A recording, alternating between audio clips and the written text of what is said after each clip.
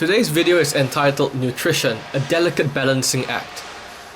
If you have ever explored nutrition before, especially for weight loss, you will know that there's way too much information out there.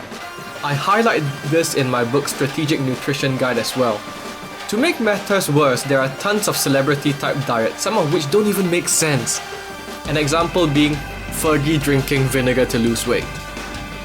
With so much information out there, it's starting to look like perfect nutritional balance is something elusive. But in reality, it's not that hard. I recently read some comments that experts have made regarding proper nutrition for weight loss and minimizing your risk of getting cancer, diabetes or heart disease. Unsurprisingly, a lot of them resonated with me when I wrote the Strategic Nutrition Guide. Rather than get bogged down and caught up in all the hype, you should aspire to keep things simple. Most health professionals will agree with me on this one. As long as you consume a variety of wholesome food daily and limit how much processed food you consume, you should be in a good position. It's as simple as that. Here in Australia, we have what's called the Australian Dietary Guidelines. Not many people know too much about it, but it is backed by the Dietitians Association of Australia, which not many people know about either. Ooh, awkward. Anyway, the guidelines did not come out of thin air. They were based on 55,000 known studies that were done according to experts.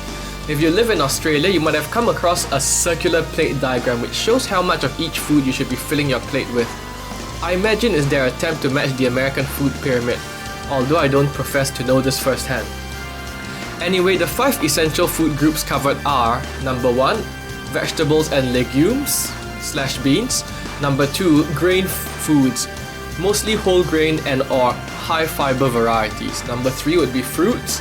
Group number 4 would be milk, yogurt, cheese and or alternatives. And number 5 are lean meat and poultry, fish, eggs, tofu, nuts and seeds and legumes. Once again, okay? When you take a closer look at this list, you will notice that sugar does not seem to be present, even though carbohydrates clearly are. This is because the World Health Organization has recently reduced sugar intake recommendation from 10% of overall food intake to only 5%. Their rationale is that sugar adversely influences health and contributes to many lifestyle-related disease. Of course, we know this already, at least most of us do.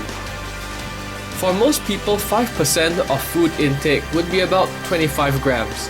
This is the equivalent amount of sugar in only one soft drink. Fortunately for us, this recommendation only extends to heavily processed sugar. This means that natural sugars from fruits, milk and yogurt do not count.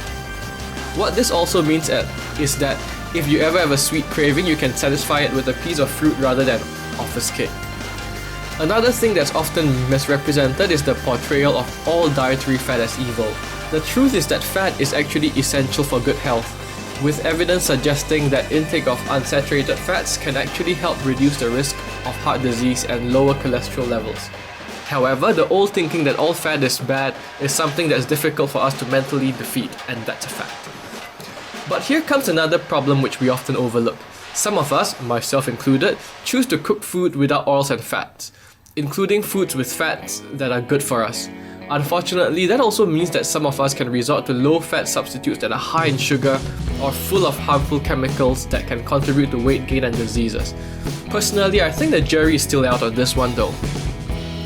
Another train of thought that has been circulating amongst weight loss enthusiasts is that we should also be avoiding grain because food that contain it tend to be high in carbohydrates. Nutritionists, however, say that grain should be part of our diet because they contain not just important vitamins and minerals, but also fiber, which can help eliminate waste products and prevent bowel problems like constipation, and maybe even bowel cancer. At the end of the day, we simply have to recognize that most of us hold a flawed view about nutrition, and that some of the things we have been told are simply not true. As scientific research progresses on, we're learning more and more new things about diet and nutrition. Despite that, some truths still remain, regardless of era.